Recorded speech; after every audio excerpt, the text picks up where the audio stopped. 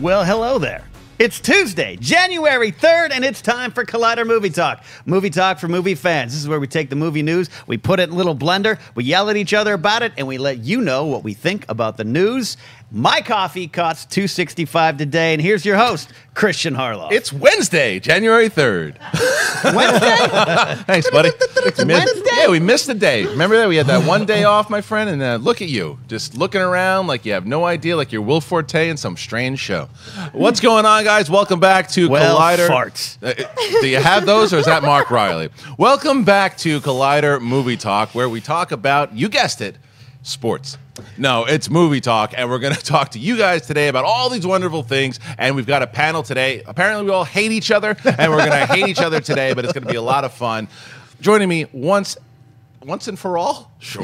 Once and for all, Perri Nemiroff is here. We're off to a great start. Yeah. At least I knew it was Wednesday, but I'm really pissed that I forgot my boxing gloves because I have a really great angle right here. Yes. That looks weird. I'm sorry. Well, it is the Starbucks engineer himself. It is John Rocha. Hello, John Rocha. Watch. I'm not going to say anything. Right, we had a lot of fun battling yesterday, but look, so we're all a family, we're all friends. This is how you do it. You can have discourse without hating each other. What a novel concept. Great vest today. Okay, let's get into the first start. It is all about the movie news. Ken, what do we got? All right, first story. We are all going to be owned by one or two companies by 2021. Citi Analysts predict Apple to buy Netflix after a landmark Disney-Fox deal that went down and not the best for the industry, depending on who you believe in a new report from Business Insider. Something you read in your dentist's office when you have no other options. There's a chance Apple could buy Netflix after the landmark Disney-Fox deal went down. This according to analysts for Citi, which sounds like an exciting job. They can afford things. Though Citi experts give it a 40% chance of happening, Forbes reporter Karl Kaufman argues against it because Apple has already committed $1 billion towards creating new shows and movies of their own. Both companies have not commented on any deal, nor are there any talks at this time. Kristian, this is a crunchy business story, but this kind of stuff absolutely affects our industry. Oh, does it ever? I mean, you look at it, it's interesting also because if you read these reports, you have to say, you guys are talking about it off air, obviously, but there was the tax cut or the tax law that just got passed actually is beneficial now for corporations. Apple. Well, especially Apple, because now they have all this money that is in overseas accounts, and now that because they have to pay a very small fee, a one-time fee now, to be able to transfer all these fees over in order to maybe make a purchase, maybe use this money. And Apple has a lot of money outside in order to try to do this. Now, if you look at Disney and what Disney's going to be able to do in their streaming, it's going to be very interesting. It's going to be, now, obviously, after the purchase with what they've done with Fox, it looked like there was going to be kind of Netflix was going to have to put up its dukes. Now, if Apple buys it, then we're into some WCW, WWE territory here, Ken. But I mean, I think that it's dangerous also because then you're just going to basically have Apple versus Disney is really what we're going to be talking about for a very long time. But there's so much money that Apple can put into it. I mean, if Apple buys Netflix, so Netflix on their own makes a lot of money already. If Apple's able to put the billions upon billions of dollars into this thing that they would and could and not really scratch them at all, it's interesting. I don't necessarily think it's going to happen, to be honest with you. I think that the talks. I don't think that it's a false report. I think there's probably something that they want to do, they could do. It's interesting as far as how it all could work because, Apple has their products. Does that mean, what does that mean for Netflix? Does it mean nothing at all? I mean, we don't know. So, I think you got something. Well, I think that's the issue. What came out recently, right, was Apple with their phones is like, they had to admit that they were like, rigging these phones, the battery issues, the lithium, all this kind of stuff. This is better press for them. This is not coincidental. I think this is absolutely. They're like, oh yeah, we have money. They leaked it. You think? Yeah, I think they leaked it. And I think they want to take the attention away from that because a lot of people are super upset about the situation because you're screwing your customers over. So let's do something else. We're going to buy Netflix. We're going to put more money into Netflix. But it's weird because you're hearing from from a lot of people in Apple on the inside who say they still see Netflix as competitor, and they had lined up. They have a whole business plan set up. Apple doesn't just come up with something overnight and go like, let's just put something together or whatever. No, they have an idea of what they want to do. I would really be surprised if they bought Netflix. They're saying it's a 40% chance of happening, but the only thing they've ever bought is Beats. 40% is high, by the way. Well, yeah, but I don't know if 40% is high in business. I think 70% is high in business. $3 billion for Beats is the only thing they've ever bought. And so this starts to become a monopoly, and how much money they're going to spend, because they wanted to create their own content. If they buy Netflix, they can't. In a way, they have to kind of adhere a little bit to the Netflix model. Then who makes the decisions creatively and financially for that? So I'd rather Apple do. I think Apple's going to do their own thing. That's what they're known for. That 40% number, though, also comes with those analysts that put this report out there to begin with. So if the whole report isn't true, and I'm not saying they just made it up to make up a story, because when you think after bringing that money in from overseas, they're going to have something like $220 billion.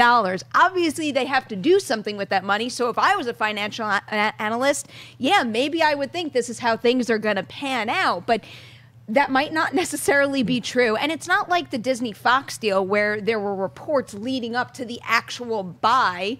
We've never heard anything like this before. And then you can go back to what you just said. Their biggest deal was, what, $3 billion for Beats? $3 billion for Beats. On top of that, Apple also just paid $1 billion to make their own original content. Why would they spend all that money making their own original content, especially when they're going to wind up with so much more money, and then also buy Netflix? And so you don't think it's going to happen? I don't know. I think this was like not necessarily an educated guess. I think that's the wrong term to use, but I think it was analysts trying to put two and two together, and maybe. So you don't even think there's been talks? Interesting. I don't know. Okay, that's fair. I mean, I think talks, you think there were talks. I think there's been talks in the sense of what you're sitting around chopping cigars, going, "What should we do?" But not like legit. Not like right. I think Perri means more like talks. Yeah, Perri means like legit. But I think, hey, you reach out. What constitutes a talk? Right. Hey, you want to sell your stuff? No. You want to sell your stuff? No. And to your point about Disney getting into the game with creating their own content, that's interesting to me. But also going back to the wrestling thing, because life goes back to pro wrestling. You want to create your own product and then destroy your competition. Let's just take it all, bury it, figure out a way to do it. But that's a question, though. But that's a question because there's one aspect that is very sad, but there's the other aspect because they have set up across this like $1 billion or whatever it is to develop these programs, Star Wars shows and stuff like that. Well, that's Apple. We're talking about Apple. Yeah, I'm talking about Apple. Yeah, Apple's not going to develop Star Wars shows because Disney's going to do that. Yeah, Disney. But, I forget. They're all one company. They're all one thing. But Apple is going to then have this billion, right? And instead of like, let's go away from that's sad because they're going to destroy their competition as opposed to working with their competition if they buy them. And let's say that they take this $1 billion and they further develop, and Netflix has another $1 billion to develop more shows, more movies, because look at the dynamic of what is happening in streaming in general. Now, not everything has really hit. I mean, Bright has been divisive, we can say. And people have been talking about it, which is good. And then you've got The Irishman, which of course everyone's going to be excited about that when that finally hits in 50 years from now.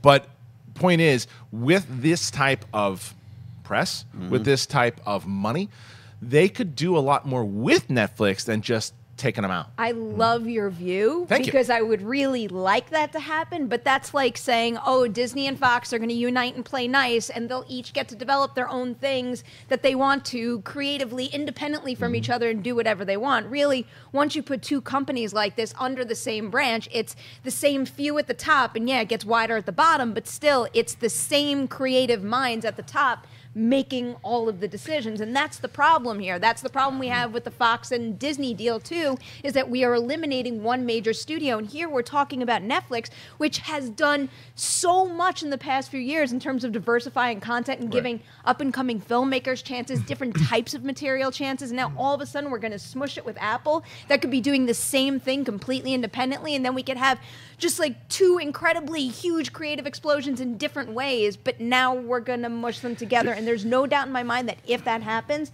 that's going to eliminate some of the original content we could have gotten. You're absolutely right. You're absolutely right. Like, we all have that. It's jobs, it's creativity. Does that matter to anyone out there? Should it matter? How do we convince them about it? My mom just went to the library and rented season 1 of Boston Legal over the holidays. Okay? That's what I had to watch. James Spader. It's a good season. It's a good season. first season? Rona The first Mitra. season. Rona Mitra's on it's that good season. stuff. It's Yeah. good stuff, right? Rocha was 40 when that Potter. came out. Monica Potter's in there. Monica as well. Potter's in the first season. And Rona, Rona right? Mitra. Yeah. Boston Legal Talk coming up this Mark week Valley on as Collider. well. But she doesn't care. She's just gonna be like, oh, what content? So how does that message get out? Because I think you're 100% right. Destroys competition, and competition like me and Rocha hating each other makes us better. That's the worst thing to me, though, because like we all know. I'm going to go back to the Disney Fox idea for a minute. We all know that prior to this deal, or when it's even initiated, Disney was responsible for, let's say, Marvel, these Marvel properties. Fox was responsible for these Marvel properties. Maybe we'll all make a concerted effort to go and see both, but someone like your mom, who just looks at it as one entity, which is what it will wind up being, might just say, oh, like whatever the next thing, maybe I'll see that. Maybe I'll wait until the next one. And that one comes thing out. is a liberal Hollywood she wants no part of. But I think. All right. But I think we can't discount the fact that Apple likes to do their own thing. right. I think they're only going to bring back half of their cash from this stuff. They like to be focused on technology, getting ahead of the curve on all these kinds of things, and do their products and this kind. I think that's where the money is going to go. I think this is a great story to talk about. But in the end, I don't think it's going to happen because I think they want to do their own content, be responsible for their own stuff. Apple's very singular in that way, and I appreciate that personally. And if they got mixed up with Netflix, I think it would be like, who's in charge of this? Who's really influenced in creating this kind of stuff? And I think that's where Apple would lose a little bit of their like singular brand approach to things. And I think you can't discount that. All right, Ken, what's next, you silly son of a bitch? All right, Kristian, you ignorant slut. Female-led films top box office for the first time in 59 years. According to a report from our friends at The Wrap, the three top-performing films of 2017, Star Wars: The Last Jedi, Beauty and the Beast, and Wonder Woman, were all headlined by female leads, something that hasn't happened since 1958. According to data from Box Office Madness and Box Office Mojo, that's two sources. The top film of 1958 was South Pacific. Second was, there's a lot. Wow, you put the entire cast in here, Riley. Cat on Hot Tin Roof. And He's in the bathroom. Yeah, he's in the bathroom. Oh, the comedy Anti-Mave. On my note, I don't know how Mova does it. All right, there's the wonderful stats. Mark Riley slaves over this stuff here, just types, and I'm a doofus trying to read it who thinks it's Tuesday. Anyways, Kristian, this also happens when you actually have female leads, which is a positive aspect of 2017 and what's going on in the film industry, diverse casting and diverse storytelling. But this is also big, important news, fun news. Listen, we've come a long way from when I worked I remember when I was working for Joe Silver in 2005, 2006, and they were talking about Wonder Woman, when I think at the time Joss Whedon had written the script, Jennison and Strickland had come on, and they were really trying to develop a Wonder Woman, and it was tough because there weren't a lot of female-led movies. People were nervous about them, business-wise. Could they work? Could people see them? Here we are 12 years later, and obviously they work, and they work pretty damn well, and I think we're going to see more and more and more. And that's also let's not forget Atomic Blonde, which I didn't like, but it did pretty well. You go back, you look at Lucy a couple years ago. Again, movies that I didn't necessarily like, but those they worked and people saw them.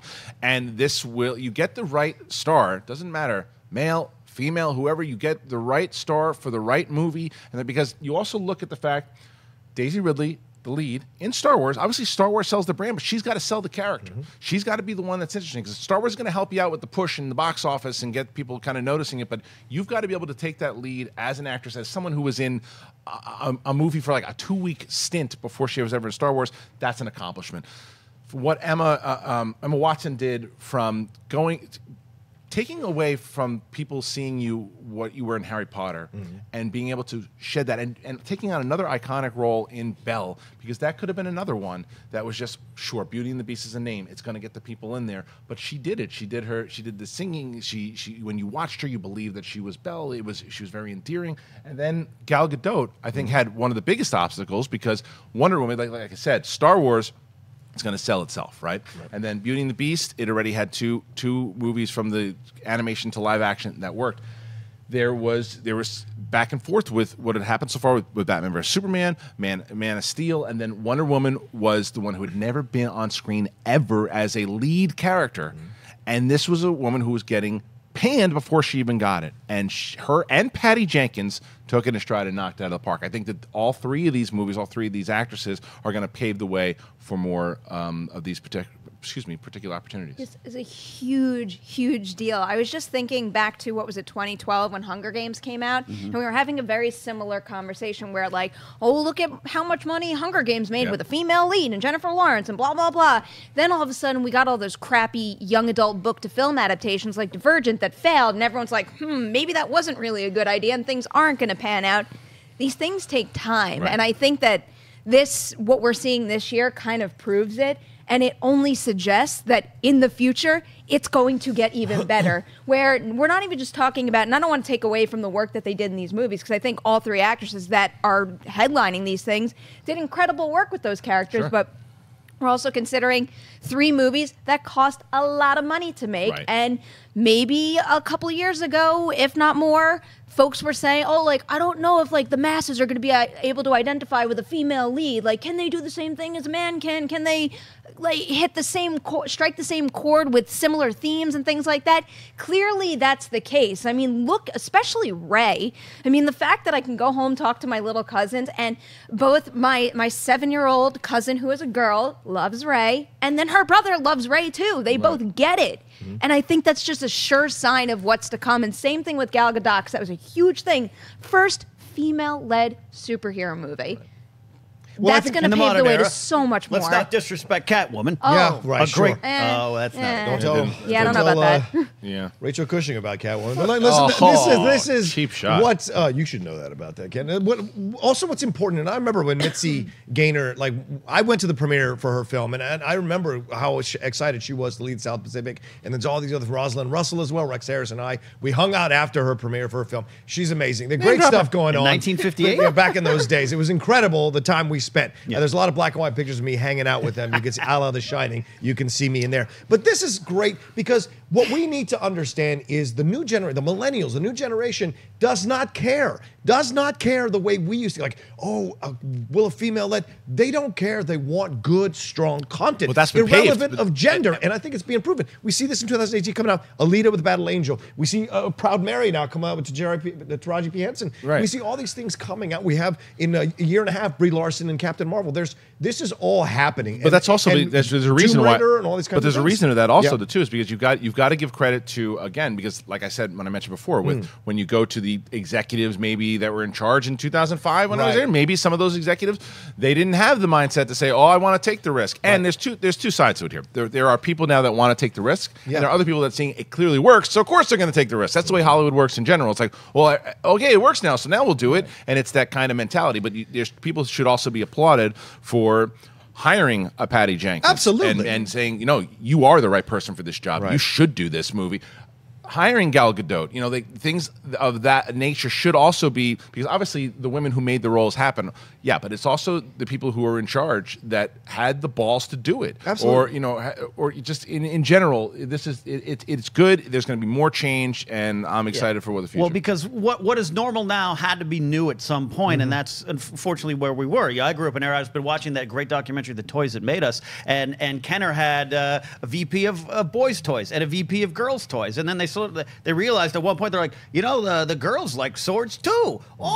And they put it together, and now it's just kind of more normal. What I think this buys more than anything is a little less pressure for projects coming forward. Remember Ghostbusters, and was like, well, this better work. If this doesn't work, there's going to be, which is a stupid notion, but it's sometimes because of what you're talking about, the old guard. That is a realistic notion. This helps release some of the pressure, which is one of the best things. All right, so I want to move to the next one. Sure. All right, so what do we got, Ken? All right, we've got Kristian Harloff's favorite segment, Buy or Sell. Oh, wait, it's now called Agree or Disagree, which is interesting. Well, it's not now called that. It's just while you're here. It's just while I'm here. It'd probably go back to Buy or Sell probably tomorrow. Okay. So if you're missing Buy or Sell, you'll get it tomorrow. This is just Agree or Disagree is more just it's conversational piece to where what we're going to do is we'll bring up this particular topic. I'll give my take on it, and then Perri and Rocha can either agree or disagree on some of the takes that I have, and we'll take it from there. But Ken, what's up first? All right, this story, yesterday's Star Wars news here. Christian Bale confirms he was in talks for Solo.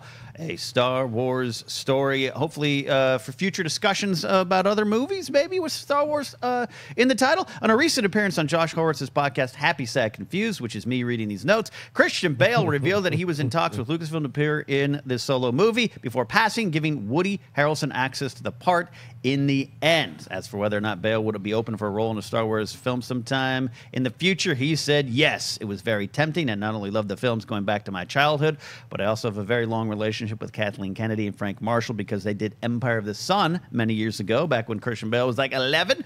There was discussion, and I hope there will be future discussions. So, Christian, I guess the question is, Christian Bale, would that have been better than Woody Harrelson? No, I don't think it would have been better because I don't know the role yet, so I can't say. But I mean, I love the fact that Woody Harrelson is in the film, and I'm glad that he is. And I'll tell you, I'm glad that after these comments, I'm glad that Christian Bale is not in this movie. Yeah. Because of what he said at the end, because of his connection with Kathleen Kennedy. Christian Bale's one of my favorite actors of all time, maybe in the top 5.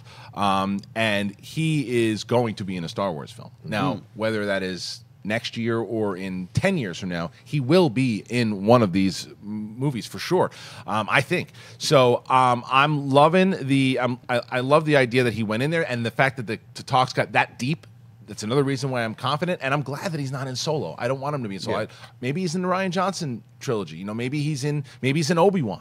Maybe he's in something completely different that we don't know. But I think that this is another reason why these movies, kind of going back to what we had with the Jodie Foster conversation yesterday, to be completely honest with you, is that these types of discussions with these types of quality artists, it's a good thing for all of film, that you can have someone of this nature. But Perri, do you agree or disagree that not having Christian Bale in this movie might be a good thing?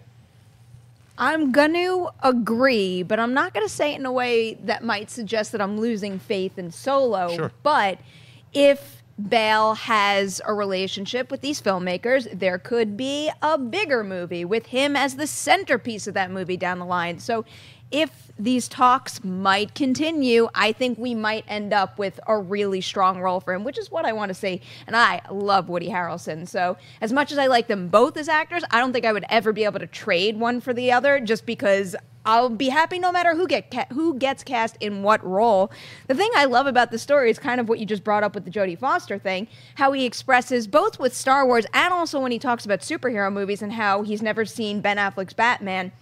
He doesn't say any of it in a way that puts anything down. I mean, he flat out just says, I'm not interested. And I love the story that he brings up about his kids loving Star Wars, and particularly his daughter. Like, the idea that he loves Star Wars and he recognizes how much his young daughter loves Star Wars, that to me, with his relationship with Kathleen Kennedy and his interest in being part of the Star Wars film franchise, that sounds like the perfect alignment of things to have him jump into a role that hopefully suits him very well. And I would like it to be the main character in a movie, but also something that it seems like he would give his all to. Not that I've really ever seen Christian Bale not give his all, but when the stars align like that, we could wind up with something really special. Well, Rocha, so out of those, hearing Perri there, do you agree or disagree with her that Christian Bale will maybe be a lead in another Star Wars film down the line? Yes, I agree. I think he'd be a great Boba Fett. You want to make a Boba Fett movie? Christian Bale's your man. You move away from the prequel version of Boba Fett. You make him his own thing.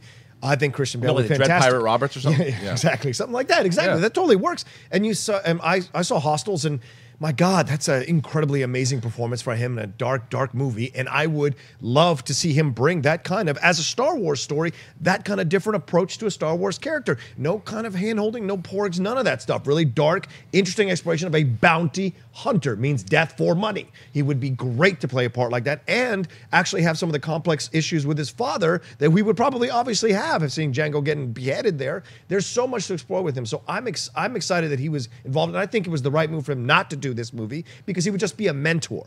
Woody's older. Woody can play the mentor. Christian can still be the lead in a film and an A-list lead. So I think that was a smart move for him career-wise if you're going to go into a Star Wars situation. So Ken, agree or disagree that with Rocha that Bale could play Boba Fett? You think Bale will be a good Boba Fett? I do. Oh, good for you! Do you disagree with that? I don't think that's. I don't think it's a good idea. A Boba Fett movie dealing with the stuff you talk about. Yeah. Great idea. Bale, he needs to be an old school Jedi. Take him back, whether it's Old Republic. Take him back to the unknown regions with maybe whatever Rian Johnson is doing. I want him crusty. I want him grumpy. Not unlike Luke Skywalker. I want a lightsaber in his hand. Don't you want to see that? So you think he could be the kid with the broom? You think he could be that kid? Tamiri Blago or whatever his name is? No, Broom Kid is his own thing. Okay. Maybe Kristian and could by the grow way, up to be Boba Broom Fett Kid. is Kitster. We know that. Kitster eventually goes up to be Boba Fett. No, and I love the idea of Bale in the Star Wars universe, and there's a balance between you want new actors and you want like that old familiar one. Harrison Ford was kind of known, but Peter Cushing was like, oh, the horror guys in this film. And then Billy D. Williams was very familiar. And then he came into the franchise. So Solo already had names we know. Yeah. And Aaron Reich's maybe the least known of that at times. Donald Glover, Emilia Clarke, Woody Harrelson, like we said. So I want Bale, something else. Save Boba Fett for another time. All right. What's next, Kenneth? The second topic is the first trailer for Mom and Dad, starring Nicolas Cage. This one was, I gotta say, I was intrigued because I didn't know what I was watching. And it's also weird when you see Selma Blair playing parent roles. It shows how much you've aged, Cody. It happens, trust me. This film comes from the writer-director Brian Taylor, one half of the directing duo that helmed Ghost Rider, Spirit of Vengeance, and the first two Crank films. For his first solo effort, Taylor takes on a darkly comic action thriller in which parents of a small suburban town suddenly have the urge to murder their children. Suddenly is an interesting word there because I think it's sometimes constant. Mom and Dad stars Nicolas Cage, Selma Blair, like I said, and will hit theaters and VOD on January 19th. Kristian, agree or disagree that January is a great month for movies? Disagree. And I will also, how about this, Perry? Agree or disagree with me here that I think this movie is going to go straight to VOD, stay at VOD. It is going to be a Wicker Man type goof to where it's going to be all over the place. There's going to be some silly moments from no one's going to care about this movie. The trailer itself is something like right now, oh, that could be fun. No one's going to see it. It's a bad ripoff of The Crazies. Agree or disagree? Dude, oh my God, I couldn't disagree more. This looks like so much fun. I could not believe when I saw this trailer because I knew it played at TIFF and I knew it got some buzz out of that. So it was in the back of my mind. But then all of a sudden this trailer dropped, and I don't care how bad some of the movies Nick Cage has made are. When he goes batshit crazy, it is so much fun. And the two of them in this, I think this idea is brilliant. It reminds me a little of the Crazies, but the Crazies, especially the remake, is really dark. And this seems like satirical and playful and goofy and crazy. And it reminds me a lot of Belko Experiment, which concerns me a little because Belko Experiment, when the trailers came out, looked like a movie that was made for me. And then I actually found it a little too mean-spirited to actually enjoy, which I think is a risk this movie runs. But based on folks I know who have seen it and their reaction, and talk about brilliant quote placement in this trailer, this is one of the best uses of pull quotes I've seen in a really long time because it makes me feel like I could have that kind of fun with this movie. I hope it is more in line with Cooties. Have any of you ever seen Cooties? Yes, I remember Cooties. Cooties. Is a lot of fun. Well, I haven't, but I know you have them. I do. All right, Rocha. So yeah, after hearing Perry, though, Perry thinks that this thing could be a surprise hit. It could be a lot of fun and it could be goofy. You agree or disagree? I agree. I think it depends on the budget, how much of a hit it could be, what's the budget, then you can make that conversation happen. But I think this guy is developing, Brian Taylor, like Happy, this becoming an underground TV hit. Like people are enjoying, Happy? yeah, because he's the writer and director on Happy, and Patton Oswalt is in that show, and Christopher Maloney. A lot of people enjoyed it over the holiday break. I got a lot of tweets about it or DMs about it, and a lot of my friends are watching it, suggesting it. So if this is the guy who's doing it, he did Crank High Voltage, which were two kind of interesting, fun films. I saw Ghost Rider: Spirit of Vengeance because I'm a Nicolas Cage fan. I live and breathe Nicolas Cage. I'm okay. I go see all the crappy movies and crazy stuff he's in because the man is a committed actor. And sometimes you find a hidden gem amongst his nutty films. This will be one of them? And this will Like definitely be one of them. Like Joe. Yeah, sure. And this could definitely be one of them. And I think their interaction, him and Selma Blair, this is the kind of stuff they're really good at. This kind of, this is so in their wheelhouse. And I think it'll have a social commentary and about raising children, about parents, about what is going on in the culture nowadays. Ken, I'm going to, go ahead. Well, you know what? I'll give you a cash dollar American if you take off your glasses, do your best Nicolas Cage impression right now. Of which one? Just any of your favorite Nicolas Cage movies. There we go. And that sounded like something else. Now I can afford a second viewing of a movie. No, Make that all a GIF, Yeah, please. yeah, it is, and we just lost all our viewers. So, Ken, are you gonna all right? Let me do one more. No, Is that stop. kapa or kapa? We're There we good. go. We're good. Are you gonna agree or disagree here that this thing is either gonna be? You can pick one of the two. You agree that it's either gonna be a surprise hit here, or you're gonna maybe agree again that this thing's going to be forgotten. Completely forgotten, and no one's going to talk about it after this trailer comes out. I think in general it's going to be forgotten, and that's not a slight on anyone involved with the agreeing with project. me? I'm agreeing with Thank you. But I'll tell you what, though, this could be one of those cult favorites we all gather around. Not quite the Room, because the Room is its own Pick thing. a side, kid. Pick a side. No, keep your dollar. You did that horrible thing. But I'll agree with you. Time's going to bury this in the sand. All right, what's next? Speaking of time burying things in the sand, the new 50 Shades Freed trailer came out. Universal Pictures released a new trailer for 50 Shades Freed, and the final installment of the trilogy. It doesn't matter. But Demons, it doesn't matter. The film opens February 9th. Look, we can make fun all you want. These pictures have made money. Has the second one, though? Did the second one make that much? That's where I was going to go with this, because I want to throw this. I'm going to throw this right back to you, Ken. Okay. I could a $55 million budget. Yeah. And it made $380 million. The last one. Thank you, The Mark last Riley, one. for the Wow, notes. you know made what? money. I think, and I will say this, because the last one was so bad, but it was hysterical to watch in the theater. I mean, we went to the screening, and it was such a funny comedy, even so dumb, really like horrible writing, the worst writing I've ever seen. I think that this movie will be the lowest grossing out of the three of them. And how many? Is this the last one? This is the This last one. Okay, thank goodness. The But this is- conclusion to the this is trilogy it. of a lifetime. I think Climax. here's where you can agree or disagree. I think it'll be the lowest one. I think that it will not win its weekend, and I think that it will not even. And then they will probably try to do a prequel down the line.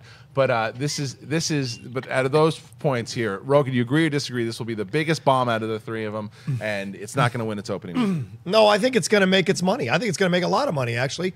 People, for some reason, gravitate to this property. I can't understand it. It's That so being ridiculous. said, I'm looking forward to it. Yeah, right. That being said, I'm looking forward to it. No, it makes no sense to me, this whole idea, because it's all about his money, and he's like does these things to her and whatever, and he's always good looking. He's got the abs, all this kind of stuff. So I don't know. It seems like a simple franchise and stupid. And you've got the crazy guy coming in who's like the James Woods casino type guy coming in, is going to mess up her whole world. So women and men some men might enjoy going to see this thing. And we talked about female-led superhero films, female-led films. This is a female-led film. I know, to a but degree. listen, I So saw that. I think a saw lot of this. people is We good. saw this with three women when we saw Right. it, and they all hated it. So it's fair. They all hated it. Yeah. Perri, Well, someone's going to these. Perri, you agree or disagree that this movie is garbage? I can't do that until I actually see it. Oh, I stop will that. agree that I suspect it will be garbage. Okay, fine. I missed out on the last one. you I missed didn't You I didn't missed want to out? see it. Commentary, but commentary, I'll- commentary. Oh God, please no. Oh, yes. Yes. I will will gladly agree do that that, it's Perri. going to make less money overall than the Yeah. other ones, but I'll disagree and say it's going to win its weekend Yeah. because they make money. And even though the second one made significantly less than the first, it still made money. When does Black Panther come out? Like the next weekend. I might win. But it doesn't really have might that win much its weekend. competition. Then. No, I know. It might win its weekend. Then. Okay, that's fine. What's you agree. I was never going to talk to you guys because what you did a little writing and you sent it in. You used the address. There it is, not there. And there you go. Collidervideo@gmail.com. I threw a little audible at Adam, and like a champ, he got it. And we just asked you guys to submit some stuff, and you did it. And we picked one out. Ken, what do they ask? All right, this question comes from Chris Robinson. Enjoyed your work with the Black Crowes. It was a good band in the 90s. Hello, Collider. Let's imagine for a second that it is January 1st, 2017. A Terminator from exactly 1 year in the future travels back to talk to you. The Terminator proceeds to tell you 3 stories from the world of movies, and these stories are, well, number 1, the It remake will make more money worldwide than Justice League. 2, Jordan Peele will direct a horror movie getting Oscar buzz. And 3, Disney will buy Fox. Which one of these would you find the most unbelievable? That might be my favorite question that we've ever gotten. Great question. It's a great That's a question. great question. But I'm gonna throw it to Perri first. Okay.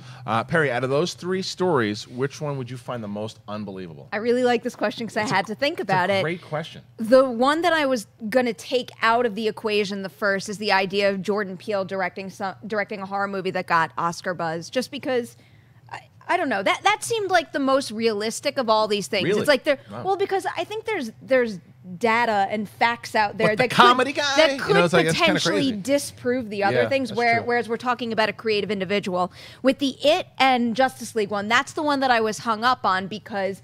I mean, really, up until the day Justice League came out, I thought it was going to make a lot of money. And it made an insane amount of money. It didn't just beat September and fall records by a little. It freaking crushed them. You know what it ranked? You know what it ranked overall? Overall for the year?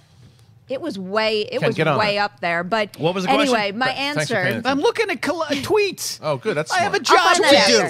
My answer for this question, though, is the Disney buying Fox thing, strictly because if you had said that was a possibility earlier in the year, I would have thought there was some sort of like antitrust law or something that would make that not happen. So I'm going with that one. Yeah, I'm going to also go with that one. I think that was the one.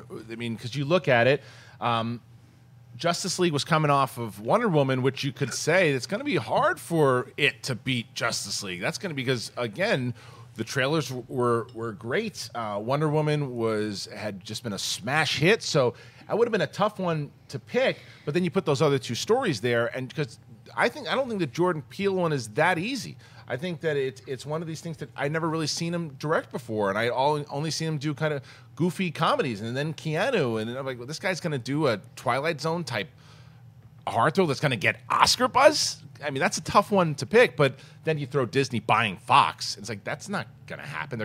Why is Fox going to sell their media stuff? I mean, why would they even do that? What's going to prompt them to do that? That would never happen. I mean, even until the deal got done, we still thought, nah, it's not going to happen. So I think that's the clear winner, but I might be wrong. What do you think? Yeah, I think you are wrong. For me, I think it's the Jordan Peele situation because January 1st, 2017, the mouse buys whatever the mouse wants. That would not be out of the realm possibility for me to see. I would like, oh, okay, yeah, makes sense. When Disney wants something, they go get it and they buy it. They have the money to do it. The idea and DCU was a very unbalanced record of movies that weren't that well received other than Wonder Woman. So to me, it would not be out of the realm possibility that it would do a better situation because Muschietti is a good director. So you had some good track record there. The Jordan Peele thing would have been the most unbelievable thing. The Oscar part and it is still unbelievable to me Yeah. because this is the guy who ran around with Michael Keaton doing the Neeson sketch, which is hilarious. And he's incredibly funny. He's incredibly brilliant.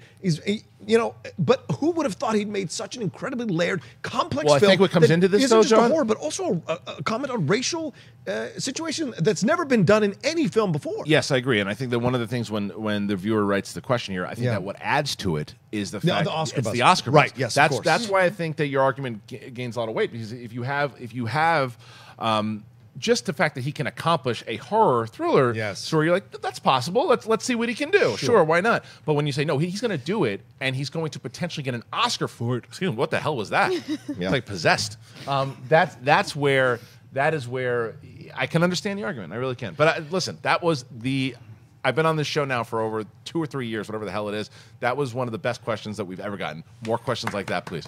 By the way, it was number 6. Number 6. And it made, I think, a little more than $100 million more than Justice League at this point in Justice League's run, but that's winding down. But that to me is one that because domestically, by the way. In January.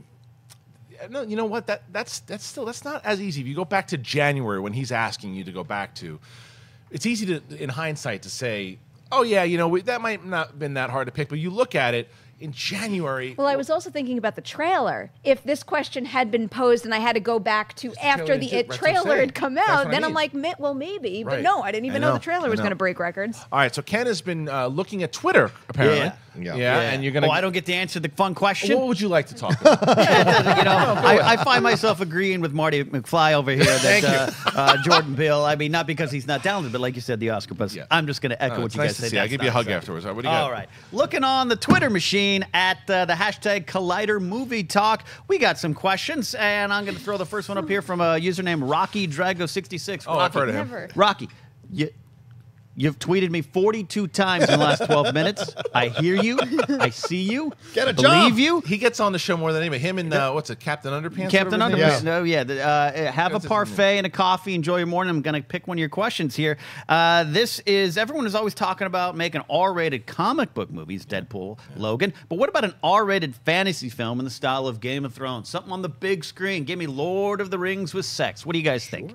Sure. Absolutely, I'd love to see that. Yeah. I think our talents have. I think our tastes have matured enough that we And would our talents. absolutely go, and our talents would absolutely go to see a film like this. And we have incredible actors who could convey an R-rated film like this. So absolutely, I think Lord of the Rings came close to it, but if it had any kind of sex and any kind of stuff involved, we saw the stuff with Evangeline Lilly and the dwarf. If we had pursued that more, who knows what we could have seen. So to me, I think it's definitely ripe now to create something like that. Ms. Nemiroff. I'm surprised I can't think of anything that's Oh, tried. you could that's tried, like a fantasy film that has Rated gotten an R. Is R. Excalibur? Excalibur. I mean, you rated could R. look at Conan the Barbarian. I mean, Yeah, you true. went back to That's Conan, Yeah. the John Milius version. Yeah. I think I'm Yes. a little more attracted to just the Game of Thrones idea Right. and coming up with a feature film that has that tone and that style and similar content, which I do like. I would definitely take it. Yeah, I mean, I think that another one I think was rated R was the Beastmaster. Yeah. I think it was rated R. Maybe I'm wrong, but I would love to see another fantasy movie. And I got to be honest, I'm kind of shocked that they haven't done it after the success of Game of Thrones. But the thing is, what you got to give them respect is that they didn't just rush one out. This was this source material that worked, and they took the shot, and they were able to do that. So I would love to see a rated R fantasy movie. They did it, but what they also run the risk of is, this is just a rip-off of Game of Thrones. It's very possible. Well, that's because I think Game of Thrones obviously worked in TV, and people kind of lock in. You talked about the executives. It's like the NFL. You win the Super Bowl with this certain offense. Every team the next year is going to try to run that offense. They've only looked at TV, and some shows, Vikings, it came after Game of Thrones, but I know some people who love it more than Game of Thrones. And there's like there's another one like the Last Kingdom, which I was like, this looks this Nightfall just came out too, right? Nightfall's a great one, but Last Kingdom, I have a friend who loves it. I was like, it just seems like it's trying to be Game of Thrones. So I think once someone tries to sneak into the big screen, it goes that way, we'll see it there. You want another one? You want another question? Yeah, You're give me giggling another over there like a little schoolboy, your pork His chop fault. shirt. It's very easy to make Perry laugh. All right, go ahead. It is. Everyone knows that by now. Question coming in from Sir Thomas the Tall on Twitter. Oh, my. He says, hey, Gad, wondering what everyone thinks about a potential Marvel box office bomb in 2018. Is that even possible? Is it possible? 100%. It's possible. What would make it happen? Well, I mean, I think that it's... Look, I think it's casting. In 2018, I don't see Black Panther bombing at all. No, not at all. No, not at all. What else comes out? Infinity War. Is that the only two that come out? Think No, so? there's another. Is there? Is there? There is No. another. Because the other one is 2019. That's Captain Marvel. I think you're right. I think right now, no. I don't think I don't think I see it happening in 2018. Will it happen? Could it happen? What would make it happen? It's bad casting. It's a bad trailer. It's the idea of how they end a particular, because the Infinity War Part 2 is really going to end a lot of storylines that they've set up since the first Iron Man. Maybe people don't want to see a continuation past that if they don't set it up the correct way. No, I'm wrong, Perry. Yeah, it's Ant-Man and the Wasp. Ant-Man and the Wasp. That's what That's it is. not I going to knew there bomb was a either. third. Now That one's possible. That I don't see it bombing. I see that because even the first one, remember, the first one did pretty well. It didn't crush like the other ones did, but it did pretty well.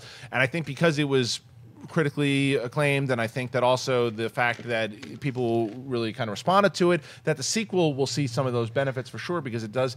The benefit of what Marvel has done is that they've serialized their entire movie. So it's almost like if you're invested in the overall arc, you want to see these episodes of your favorite TV show in order to continue the storyline. They have enough of the invested hardcore fan that keeps going back to see it that I can't see it happening this year, but I don't disagree with you that if one was going to bomb, it would be that one, but I just don't see it happening this year. With bombing, you also have to take into account production budget, and I don't know what Ant-Man and the Wasp has in terms of production budget, but it would make sense to me that the folks at Marvel would know that Ant-Man and the Wasp is going to make a lot less than Avengers Infinity War. They would spend less money on that, and they would still do well. Yeah. The thing that I think...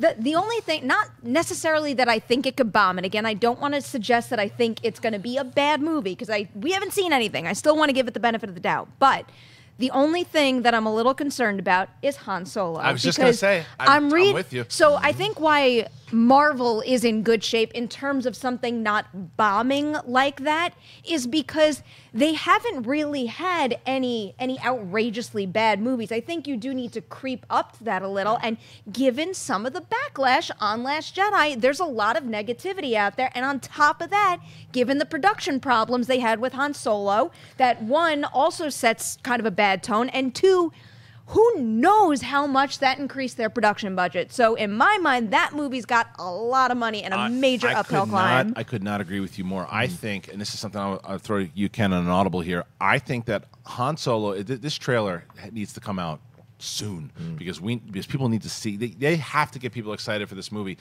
My prediction on Han Solo is that it is the lowest opening weekend for a Star Wars movie ever. It is financially the lowest, even if it's a hit, it is the lowest box office return out of any Star Wars movie.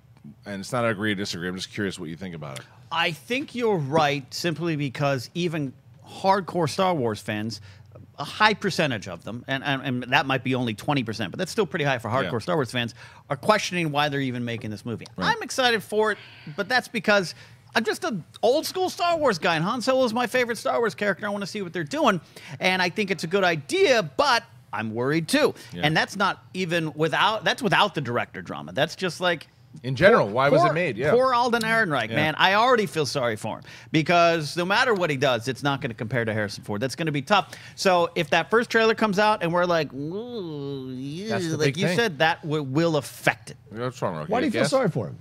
He took the job. He can afford to go see movies. That's for sure. He took the paycheck. But he took the job. But there's a lot of pressure on his back. Yes, I get all the narrative, but there's also a narrative that he took the job. He took the responsibility. He knew what he was doing. He's not a child. He walked into it as an adult, so he's going to take the hits and see what he does. You don't have to feel sorry for him. Can he afford to go see a movie? He's going to get paid either way. He's going to get paid either way. I think you want him to. I want him to succeed. I want him to be great at it, and we'll see if he does. And if he doesn't do it, he doesn't do it. But I don't feel sorry for him because you got a shot. I don't feel sorry for Rian Johnson. What's happening with the Bachelor, except for because I think he's handled it well. He's been out in front of it. Yep. He's not shut down. He's shut down comments, I believe, on Instagram, and I think that's understandable. And there's some vile things tweeted at Rian Johnson. Yes. But you know what? He's still probably, if he had been a female director doing this, it would have been even worse for him there. But I think as far as not feeling, you're right. You're right from a certain point of view. That's a Star Wars thing. I don't feel sorry for a professional actor at this high level, but at the same time, you know the tidal wave of crap that's coming his way. You and I, we get bad tweets. We're in the car. We have to hug each other. It's hard. Perry has to say it's going to be okay. Wait a minute. Here's why I push back a little bit on the not feeling bad for Ehrenreich too, because he signed on. You're right. He signed on to take the job, but he didn't sign on for. I mean, I know that anything can happen in the world of movie making. I get it, but the amount of pressure that was already on him from taking over the shoes of Han Solo, that's a given. When you take that role, that's a given. Yeah. But all of the drama that happened with Lord and Miller, you don't expect that type of stuff to happen, right? You don't expect the fact that behind the scenes you're hearing that they wanted it to make it like an Ace Ventura thing, whether or not that's true or not, who knows? But then all the pressure now really is going towards you now as an actor. It was there beforehand. Now it's really pushed on you, and it is all on your shoulders because it doesn't matter how good that trailer is. It doesn't matter how much it looks like a Star Wars movie. If you do not believe him as Han Solo, that movie will not resonate with fans. It just won't. It doesn't matter how good the movie is. Right. You won't accept him, and that's where I do feel bad for him. He took the role, sure, but I do feel bad for all this added pressure that is put on his shoulders. I'm caught in the middle on feeling bad just because some of the circumstances he's dealing with they're not his fault. That's what I mean. But putting that kind of thing on your shoulders, that was his choice. So obviously I don't feel bad about it if he, doesn't live up to the hype and then people are going after him for that because he knew what he was getting into. But if you had presented the same deal and said, oh, well, be warned, halfway through we might swap directors, maybe he would have rethought that. But obviously that is not even a possibility. Going back to the opening, though, I will say that I think Han Solo, that movie, is in really good shape for at least its opening weekend, unless everybody is just ripping it to shreds critically and from the promotional campaign, because it's got 2 weekends before it where at this moment there isn't anything that big. You have Avengers Infinity War coming out the first weekend in May. Last weekend in May is Han Solo. So it has time to build that anticipation and to get people to commit to paying to see that movie. After, though, long term, how much it's going to make. I think we have to wait and see how good the movie actually is. I don't think you can say that it's not his fault. A lot of the rumors coming out are that they couldn't get what they needed out of him. The studio couldn't replace him, so they had to replace the director. When you hire a star player and the star player is not doing well with the coach, you fire the coach and bring in another coach who can bring out the best in that star player. So I don't want to absolve him of, and I don't want to do that either.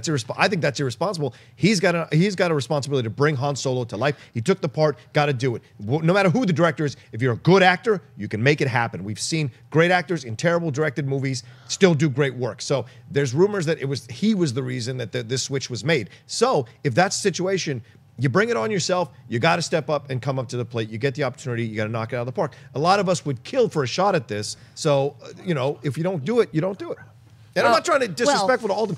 I loved him in the two things. I saw him in that Warren Beatty movie, and I liked him in the Coen Brothers movie. Right, I think he's a good actor. Yeah, he's good. Hail Caesar. I think he's a great actor. Right, so I want to see what Perri respond, and then we're going to wrap. That's just taking it in another direction, though. When we're just talking about him committing to the role, I won't feel sorry for him because he knew what he was getting into. Where the divide comes is the circumstances, which he didn't know he was getting into. In terms of who deserves the blame for what happened, that is completely out of this conversation because we don't know. It is all hearsay, and I most certainly am not putting any blame on him in that respect. All right, well, there you go, guys. That is today's episode of Movie Talk. Thank you guys so much for joining us. And, yeah, another spirited debate. I love it. It was a good one. It was good. So I wanted to thank you guys very much for joining us. Once again, if you're very new to the show, please subscribe, like, comment, do all that stuff. If not, and if you've been part of us, keep sharing it. Tell people about it. Join all the groups that we have. And I'm going to promote the Movie Trivia Schmodown Facebook group because those guys are incredible over there and have been doing a great job. So please go and join that group. But follow everybody here. See us tomorrow. Mark Ellis will be back hosting the show. And me, I'll be napping. Bye. Hey everybody, Mark Ellis here. Thanks for watching this episode of Collider Movie Talk. You want to watch more? Then click up here, or you can click right here for more great content from Collider. And if you haven't subscribed to Collider Video, do so right now and share this vid with your friends. Thanks for watching.